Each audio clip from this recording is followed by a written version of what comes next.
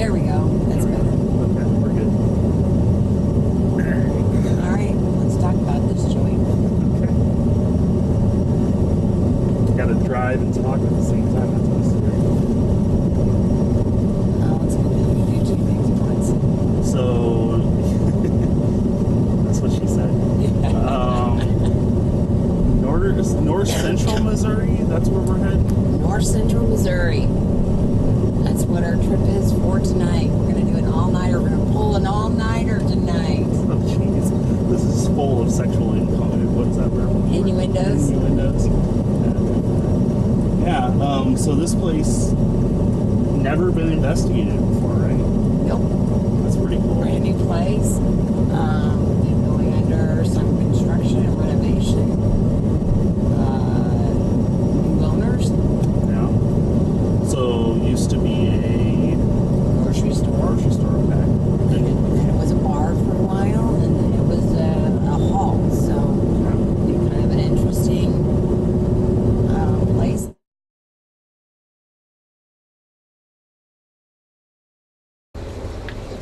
What was that look for? I guess that's Are what you it is. sure? I love one.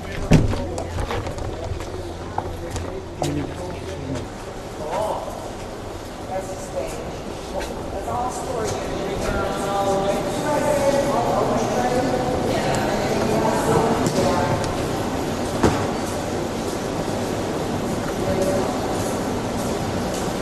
She got those freaking chandeliers.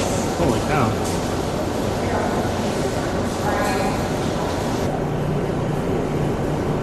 One night you walked through there and rolled the ball up Oh, here. yeah. Freak me out. We've got a boxer that stays inside with us, okay? He's got a purple rubber ball and a blue ball. I said, man, I was throwing that damn ball and that dog was getting it. Well, he got tired. He brought the ball back to me. I slapped one last time. He came up here and laid right on the inside of the doctor. And he laid down over there. And I said, well, what's going on in the apartment? I go to stand up, and all of a sudden I hear a noise. And I was like, what's that? What's around me? And it sounded like something. And all of a sudden I look, and here comes the ball bouncing across the floor.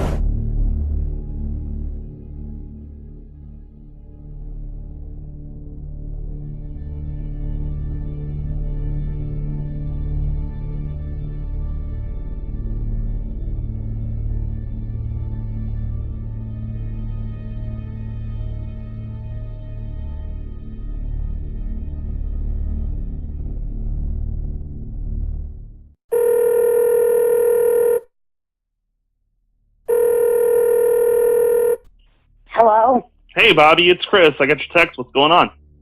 Hey, Chris. So, I got some weird stuff going on. And it's kind of got my freakometer, like, pegged a little bit. Yeah? And, you know, you and I have had this discussion before about, you know, we're a big believer in, you know, evidence and that kind of thing. But we've been doing this a long time, and I don't have a whole lot of personal experience stuff that I hold a lot of stock to. But I've just got some weird stuff going on that I need to talk to you about. Okay, so explain what's going on. Okay, so here's the deal. Tuesday night, after we leave our location, so this is what, a couple nights after we left? Yeah. And I didn't have any personal experience there. I know Monica and Colby did, but I really didn't have any physical stuff happen during that investigation. So Tuesday night, I get woke up in the middle of the night by like a really deep man's voice. And Mark happened to be sleeping in the recliner in the living room. And I sit straight up in bed, and I look over, and it's like the sheets have been pulled down on the other side of the bed. Really? Yeah, which is a little freaky. So I'm a little weirded out, and I get up, and I go check, and he's sound asleep, snoring in the recliner, so it wasn't him. So I'm like, well, that's kind of interesting. And I have a Great Dane, and he sleeps at the foot of my bed every single night, and he's not in there either. He has his own bedroom with a cage in it, but he never sleeps in it. Okay. And he's actually in his room inside of his crate, sleeping in his crate, which is just completely weird for him. So I'm like, all right. So I tried to coax him out to come back to bed, and he wouldn't even come out of his crate, would not come. So I'm thinking, well, that's just kind of weird. I'm not sure what's going on. So then the next night, which is Wednesday night, now my dog is like sucked up to me all the time. Can't even walk through the house, and he's like right there. He's leaning against me, he's walking in front of me, and it's really kind of weird. So I get ready to go to bed again that night, and he won't come into the bedroom again, won't cross the threshold. And he stands out there and he whines and he whines and he cries and he whines and he barks and he whines. And you know, this is just a little weird to me. It's just weird behavior. So I go ahead and I go to bed, and he, like, all night long just keeps coming to the door and whining and whining. And then I finally get up and I let him outside, and I got to tell you, he's like a big scaredy cat. He's afraid of the dark. So when you let him out, he won't go past, I don't know, 20 yards from the porch. Okay. I can't get him in the house. It takes me over 2 hours in the middle of the night to even get him to go back in the house. And that doesn't never happen? Never happens. So I'm like thinking, okay, that's a little bizarre. And what's really bizarre is that I get woken up in the middle of the night again to something like crashing in the kitchen. I mean, huge crashing noise. And I jump up and I go running in the kitchen, and I'm flipping on lights in the kitchen, and I run into the laundry room, I flip on lights in there, and nothing. I can't find anything. Nothing's out of place. Nothing has fallen. Nothing is different. So I'm thinking this is really strange again. And again, here's my dog, and he's in his crate, and he comes in and he starts pacing back and forth in the living room and the kitchen, and he's whining the whole time. So this was like this horrible night. I got absolutely zero sleep. So, strange enough, Thursday night, I go ahead and I go to bed early. And again, Mark is working really super late hours, so he's falling asleep in the recliner. So here he is.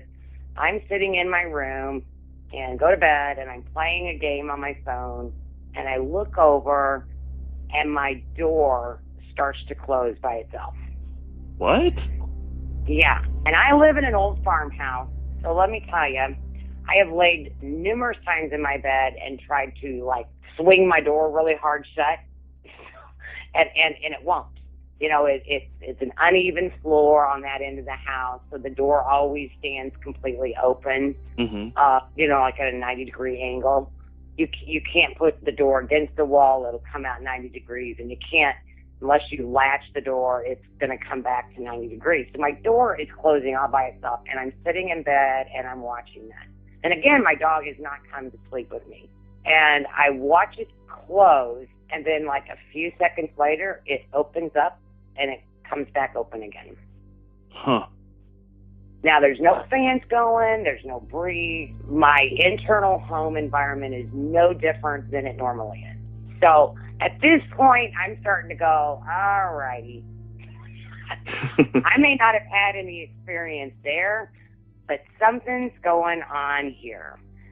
And it gets just a tad weirder the following day, which is Friday. Okay. So Friday morning, I go in, I'm getting ready for work in my bathroom, and I have, it's kind of hard to describe, but it's a wooden god.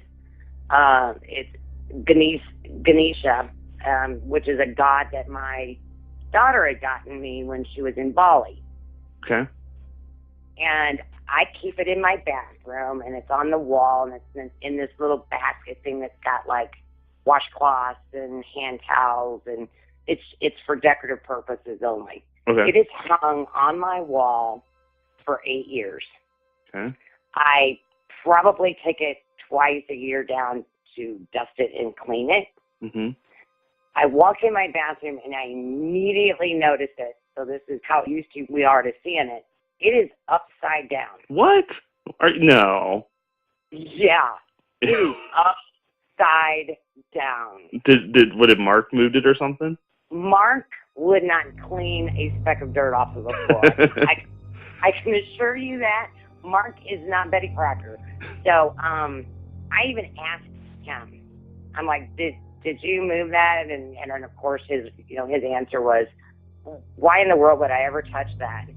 I mean, and it was perfectly upside down. And here's what's weird about it, because to get it back with all the other things that are in that basket with it, I mean, you would literally almost have to take everything out of the basket, turn it upside down, and then put everything back around it. Jeez. Wow. Yeah. Well, hey, I want to tell you something real quick. You know, you talking about that, I kind of threw it away, but earlier this week, I want to say it's Monday night, I had the exact same thing happen with me with the kitchen. I was in the bedroom, we were in bed, and all of a sudden I heard a big, like, thump, like a huge, like, sounded like something crazy happened in the kitchen, and I kind of blew it off because I figured it was my imagination. It was right when I was falling asleep. But it's so weird that you just said that happened, that you had that kitchen thing happen, because that actually happened earlier here this week, too. Really? Yeah. I completely didn't even think about that until you said something. So that is just crazy. Well, and it is crazy. And, we have a lot of things out here in the country that make a lot of noise, but for something to be that loud and that big of a bang, and to walk out and not find anything, did you find anything out of place? No, nothing. See, what is this? This is just kind of strange to me, Chris, because like I said, I didn't have any, I don't know. Well, here's the thing. It seems weird that, like, within a week of us investigating this place, that all this stuff is happening now. It really makes me think that maybe we need to go back.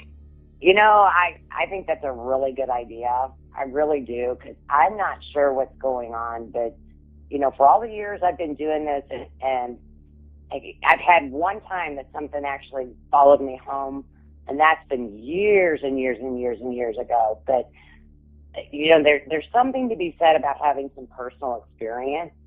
And I'm not a cry wolf person, and I don't put a lot of stock into stuff I can't prove or see, but this is just certainly on the weird freakometer. Well, do you want to make the call? Yeah, I'll make the call. Let's do it again.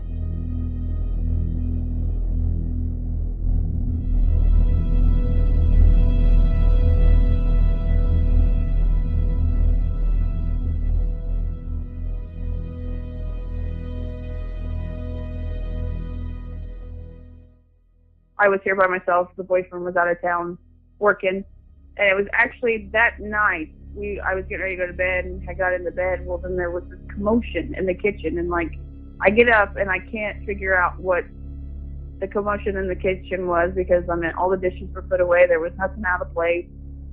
And I kind of just, brushed it off, went back to bed. Well, then I got up the next day, went on my day, and then I was going to go make some lunch. Well, I go to pop over in the microwave, and there sat the pepper shaker sitting in the middle of the microwave. And what was kind of freaky is because his pepper shakers are skulls.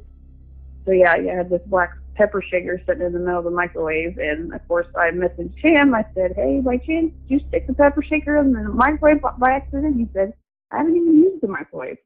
So you said it was a skull? It's a skull pepper shaker? Yeah. Was it like facing outwards when you opened the door? When you opened the microwave, it's like it was looking at you.